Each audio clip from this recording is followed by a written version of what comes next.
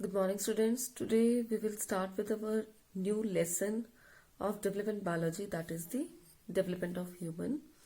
So, in this chapter, many of the things we have studied earlier in our previous chapter. The first topic in this chapter is the gametes.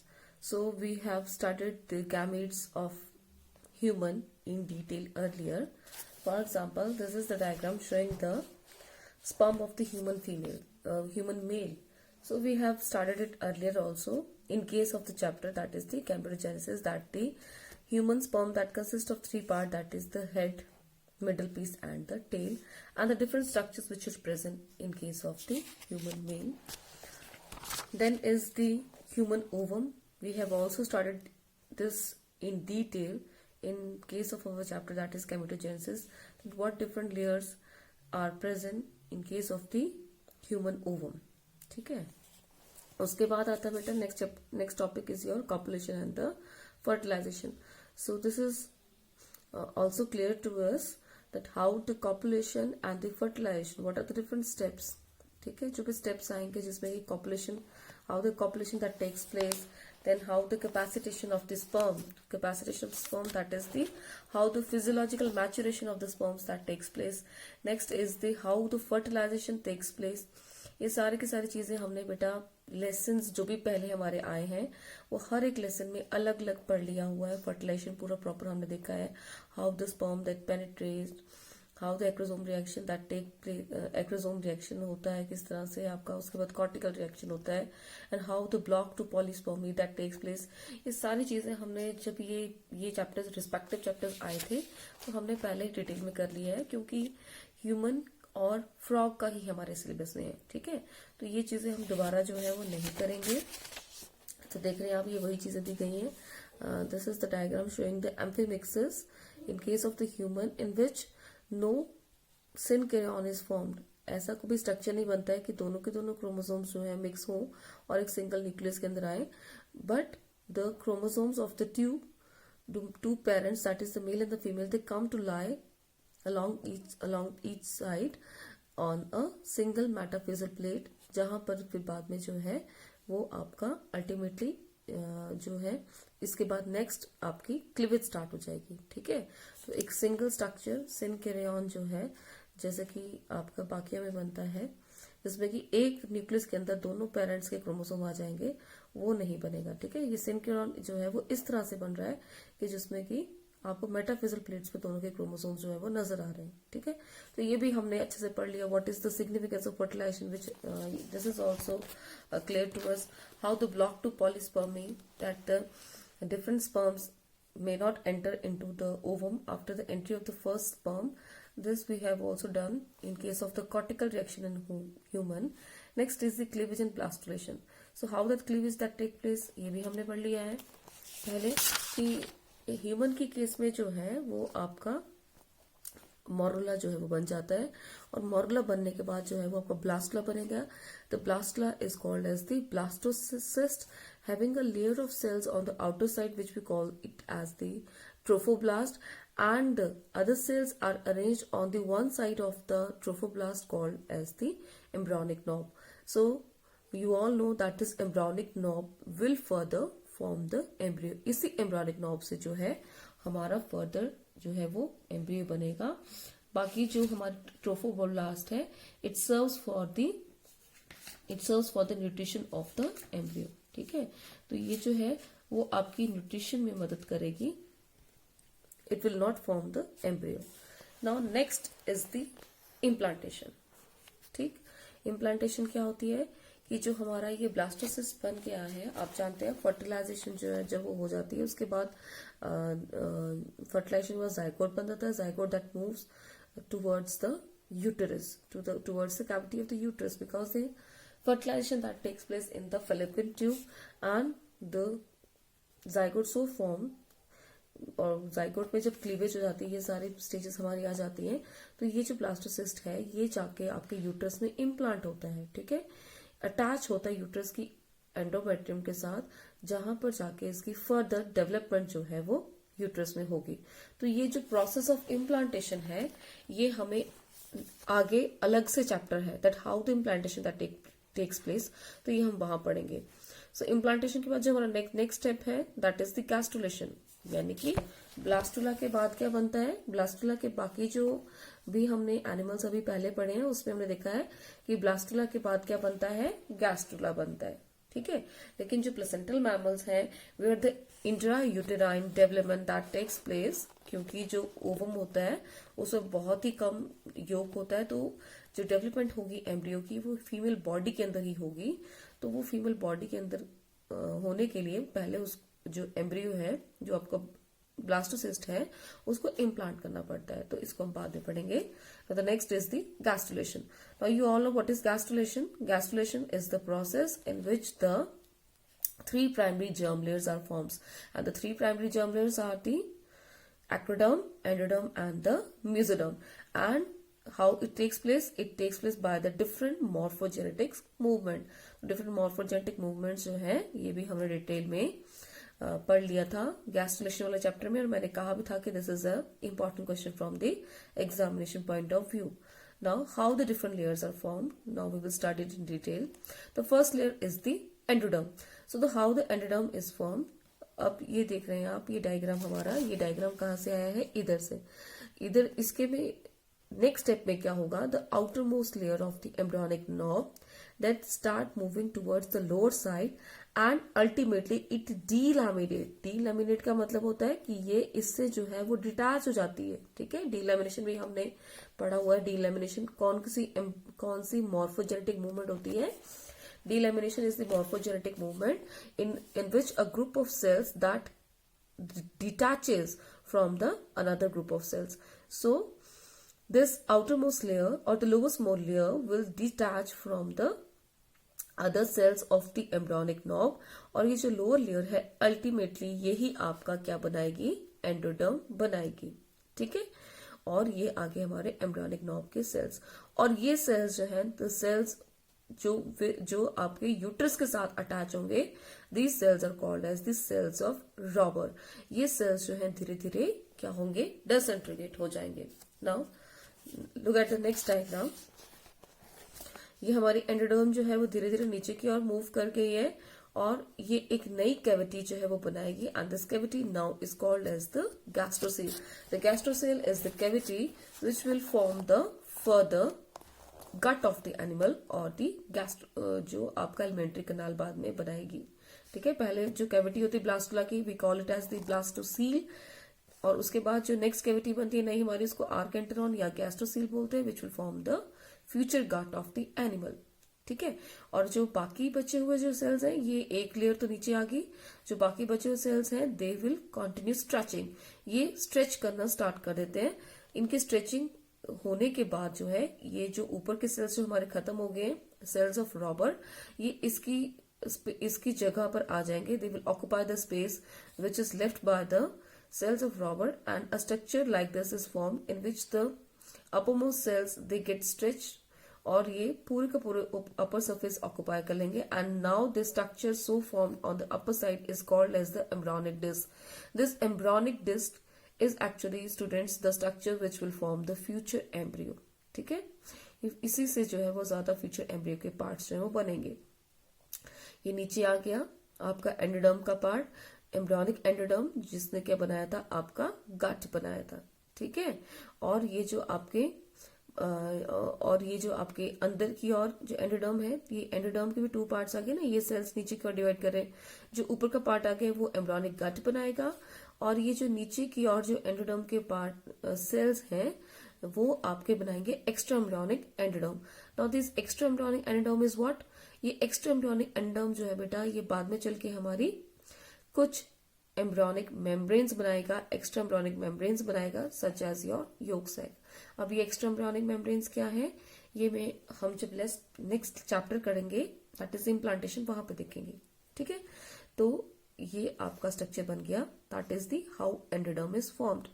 Now the next is the how mesoderm is formed. अब mesoderm के लिए जो है हमारे पास next page पे diagram है. अब ये डायग्राम जो है ये थोड़ा सा आपको और आगे दिखाया कि नेक्स्ट फ्यूचर जो फर्दर डेवलपमेंट है वो कैसे होती है. ठीक है, ये ऊपर का आ गया हमारा एम्ब्रियोनिक डिस्क। ये एम्ब्रियोनिक डिस्क कहाँ से बनी है, यहाँ से। ये जो हमारा एम्ब्रियोनिक डिस्क ये वाली, ये स्ट्रक्चर है हमारा एम्ब्रियोनिक डिस्क, ठीक है। और इसके नीचे जो है वो आ गई आपकी, क्या आ गई, एंडोडर्म। ये डायग्राम यहाँ पे ऐसे आ गया। This is the endoderm and this will form the embryonic disc. और जो बाकी के सेल्स हैं वो कौन से सेल्स हैं, these are the cells of the trophoblast. So anterior sides पे जो सेल्स होंगे of the embryonic disc we call it at the cephalic margin, ठीक है। ये सिफेलिक मार्जिन बनाएगा, यानी कि इंटीरियर साइड बनाएगा आपके फ्यूचर एम्ब्रियो की। और जो इसकी पोस्टीरियर पार्ट है it will form the caudal margin, that is the posterior part of the embryo. Now what happens next, that the cells of the embryonic disc on the posterior side, that is on the caudal margin, they will start proliferation, वो बहुत जल्दी से multiply करते हैं and they extend between the endoderm and the ectoderm. इस तरह से ये यहाँ से जो है सेल्स की डिविजन स्टार्ट हो जाती है और एक नई लेयर जो है हमारी फॉर्मेशन नई लेयर की स्टार्ट हो जाती है। And the new layer is form between the upper most is your endoderm and the lower most is your this is upper most जो है वो आपकी बाद में एक्टोडर्म बनाएगी और नीचे की लेयर जो है वो आपको पहले से एंडोडर्म है। तो दोनों के बीच में एक नई लेयर बनना स्टार्ट होगी and this layer is called as the mesoderm, ठीक है।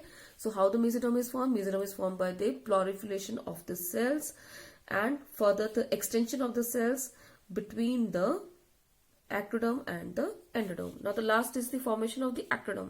How the ectoderm is called, this is the uppermost layer। जो एम्ब्रियोनिक डिस्क की सबसे ऊपर की लेयर है ये क्या बनाएगी, एक्टोडर्म, ठीक है। तो ये आ गया हमारा कंप्लीट गैस्ट्रुला जिसमें कि 3 लेयर्स बन चुकी हैं। The outer most layer which forms the embryonic disc is called as the ectoderm. On the lower sides, on the posterior side basically arises the mesoderm and the endoderm is present on the lowermost side. तो ये तीनों की तीनों हमारी layers बन गई। So the structure so formed having the 3 layers, the 3 primary germinal layer, that is the ectoderm, mesoderm and endoderm, is called as the gastrula, right? Now the next is the fate of the 3 primary germ layers. This is very important. ये मैंने जब आपको पहले gastrulation कराया था तब भी कहा था कि कौन सी प्राइमरी जर्म लेयर से क्या बनता है, एक्टोडर्म से क्या बनेगा, मेसोडर्म से क्या बनेगा, एंडोडर्म से क्या बनेगा। ये हमें अक्सर ही पूछ लेते हैं 1-2 वर्ड्स में, तो ये हमें आना चाहिए। So with this our chapter that is the development of human that comes to end. Now coming to the next chapter that is the implantation and the placentation in the mammals, that how the implantation that takes place. Now what is implantation? जैसे मैंने आपको पहले ही बता दिया कि होता क्या है बेसिकली कि जो जैसे ही हमारी फर्टिलाइजेशन हो जाती है तो फर्टिलाइजेशन के बाद जो है वो आपका जो ओवम है, ठीक है। फर्टिलाइजेशन से पहले ही बेसिकली ये डायग्राम है आपको देखते यहाँ दिखाया हुआ, यहाँ पे नेक्स्ट पेज में हम इसी को देख लेते हैं, यहाँ से हमें ज्यादा क्लियर हो जाएगा। दिस इज योर ओवी। जैसे ही यहाँ पे ओवम हमारा मेच्योर होता है, जो आपका ओवम है वो मूव कर जाएगा by the peristalsis movement of the fallopian tube, it is move towards the fallopian tube. Fallopian tube की ओर जब वो मूव करता है, अगर यहाँ पे हमारे पास स्पर्म आ जाता है after copulation, then the fertilization will takes place. तो फर्टिलाइजेशन हो जाएगी। फर्टिलाइजेशन होने के बाद जो है ये हमारा क्या बन जाएगा, जायगोट बन जाएगा। वंस जब स्पर्म या फ्यूज करेगा जायगोट बन जाएगा। नाउ जायगोट के बनते ही हमारी क्लीवेज स्टार्ट हो जाएगी। तो क्लीवेज जैसे स्टार्ट होती है तो ये जो आपका जायगोट बना है ये धीरे धीरे जो है वो मूव करना स्टार्ट करेगा, जहां पे अल्टीमेटली इसने पहुंचना है। कहाँ पहुंचना है इसने, यूट्रस में पहुंचना है, बिकॉज यूट्रस में जाके ही इसकी इम्प्लांटेशन होनी है और वहां पर ही जाके इसकी फर्दर डेवलपमेंट जो है वो होनी है। सो जो मोरुला लाइक स्ट्रक्चर जो है ये हमारी क्लीवेज हो रही है, देख रहे हैं आप, ये मेल फीमेल प्रोन्यूक्लिया है, फर्स्ट क्लीवेज हो गई है। इस तरह से धीरे धीरे हमारा जो है वो जो मोरुला बन जाएगा सॉलिड बॉल लाइक, उसके बाद जब ब्लास्टुला बन जाएगा तो ये आके हमारे यूट्रस में आ जाएगा, ठीक है। So this implantation is what, implantation is the process of attachment of this blastocyst to the cavity of the endometrium, ठीक है, कि how this blastocyst that attaches to the wall of the endometrium of the uterus, ठीक है। Endometrium of uterus से कैसे attach होगा, इस process को हम बोलते हैं implantation. And if we talk about human, तो ह्यूमन में ये प्रोसेस जो है it takes place approximately 6 to 10th day of the fertilization. लेकिन अगर हम एवरेज की बात करें तो ज्यादातर ह्यूमन फीमेल्स में 7th day of the fertilisation पे जो है वो आपकी अटैचमेंट हो जाती है। Now what are the different types of the implantation. अलग अलग तरह की इम्प्लांटेशन कौन सी होगी? जैसे फर्स्ट आ गया हमारे पास सेंट्रल इम्प्लांटेशन। सेंट्रल इम्प्लांटेशन में क्या होगा कि जो आपका ब्लास्टोसिस्ट है वो फॉर्मली अटैच नहीं होता है, सिर्फ सुपरफिशियल अटैचमेंट होती है उसकी। ये देख रहे हैं आप, ये यूट्रस है हमारा, यूट्रस की कैविटी दिखाई गई, यहाँ पे जरा सा ही अटैच हो रहा है, देख रहे हैं आप। There is no intimate relationship between the blastocyst and the uterine cavity. So such type of the superficial implantation that takes place in your carnivorous such as the dog, cat and the wolf. Now the next is your eccentric implantation. This type of implantation, in this type of implantation, the mucous lining of the endometrium that gives out the folds to surround the embryo in which it is embedded. ठीक है, तो ये embryo थोड़ा सा हमारा जो है वो एम्बेडेड हो गया है और फोल्ड्स की मदद से। So this type of the implantation that takes place in case of the most of the rodents such as your rat and the squirrels. Now the next type of and the last type of implantation is the interstitial implantation, and this there is very intimate relationship between the embryo, the blastocyst and the uterine wall, because the embryo that completely sinks into the tissue of the uterine. ठीक है, uterus का जो tissue है, uterine endometrium है, उसमें पूरी तरह से जो है वो आपका ब्लास्टोसिस्ट जो है वो सिंक कर जाता है और यहीं पे इसकी फर्दर डेवलपमेंट जो है वो होती है। And this take place in case of the some rodents such as your guinea pigs, bats, and in case of the higher primates जैसे कि आपके ह्यूमंस और एप्स आ गए। Now the next is the mechanism. अब हमारे syllabus में जो नेक्स्ट टॉपिक है that how the implantation in humans that takes place. अभी हमने पढ़ा कि ह्यूमंस में जो इम्प्लांटेशन है that is the interstitial implantation. So ये किस तरह से होगा अब हम देखेंगे। सो ये हमारे पास डायग्राम दिया गया है। तो डायग्राम में क्या शो हुआ है कि ब्लास्टोसिस्ट जो है वो हमारा, वो सबसे पहले it is closely held to the uterine endometrium, वो यूट्राइन एंडोमेट्रियम के बिल्कुल पास आ जाएगा। ठीक है, और यहाँ पर जो इसके पास ये जो ब्लास्टोसिस्ट है that become more permeable to the local stromal cells. ये जो हमारे यूट्राइन एपिथेलियम है इसके पास जो है वो इसने अंदर एंटर करना है। ठीक है, सो ये एंटर करने के लिए क्या करेगा, यहाँ जो इसके बाहर के एपिथेलियम के सेल्स हैं यूट्राइन के, ये जो है वो डिसइंटीग्रेट हो जाएंगे और इसकी नरिशमेंट के लिए जो हमारे यहाँ पे स्ट्रोमा के सेल्स हैं they get filled with the glycogen and the glycogen granules and the fats so that the nutrition may be easily provided to your developing blastocells. तो ये जो सारा रिएक्शन होगा जिसकी मदद से जो ट्रोफोब्लास्ट आपका ये जो ब्लास्टोसिस्ट है वो यहाँ पे अटैच कर देगा, this reaction is called as the decidual cell reaction. Now decidual cell reaction में होगा क्या, सबसे पहले हमारे ये जो एपिथेलियम है दैट बिकम डिसरप्टेड। ये देखिए डिसरप्टेड हो रही है यहाँ पे, और मैंने आपको पहले ही बता दिया कि ये सेल्स जो है यहाँ पे बहुत सारा ग्लाइकोजन और फैट्स आ जाएगा। उसके बाद ये एरिया ऑफ द कंटैक्ट, जहां पे ये एरिया ऑफ कंटैक्ट है या इट बिकम हाईली वस्कुलर, यानी कि यहाँ पे ब्लड की सप्लाई भी जो है वो बहुत ज्यादा हो जाएगी। ठीक है, तो जो हमारी ये ट्रोफोब्लास्ट की लेयर है सबसे बाहर की लेयर, ये एक्चुअली नरिशमेंट में जो है वो मदद करती है। ठीक है, तो ये जो है ये इसके नरिशमेंट में हेल्प करेगी। नाउ नेक्स्ट क्या होगा कि धीरे धीरे यहाँ पे ये जो हमारी ट्रोफोब्लास्ट की लेयर है it start penetrating into the endometrium wall. ये धीरे धीरे पेनिट्रेट करना स्टार्ट कर देगी।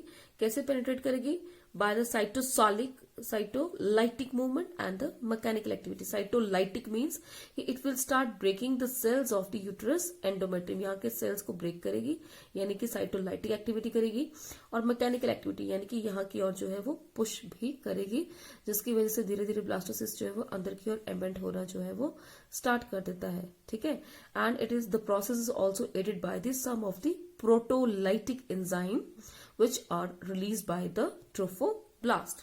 ठीक है, सो ये जो है ये आ गया आपका डेसिड्यूल सेल रिएक्शन कि किस तरह से ये अंदर एंटर करता है और ultimately the blastocoel that entirely sinks into the membrane of the uterus endometrium, ठीक है। और जो यूट्रस एंडोमेट्रियम है वो बाहर इसके फिर अपनी एपिथेलियम को जो है वो कंप्लीट कर लेता है, right. The uterine epithelium is now reform, दोबारा से बन गई है हमारी ये एपिथेलियम इसके बाहर।